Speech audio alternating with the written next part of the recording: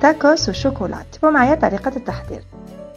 عندي خبز سبيسيال تاكوس راح نقطعه الى دوائر، نحطه في الفرن على هذا الشكل باش يشلي لا فورم. نذوب بديل الشوكولا للوجدان السوداء في حمام مريم، وطبعا تقدروا تعوضوها بلا فيدال.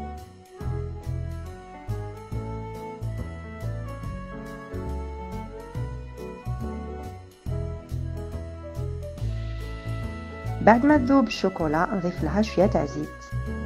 نكلاسي لي تاكوس اللي يكونوا بردو في الشوكولا.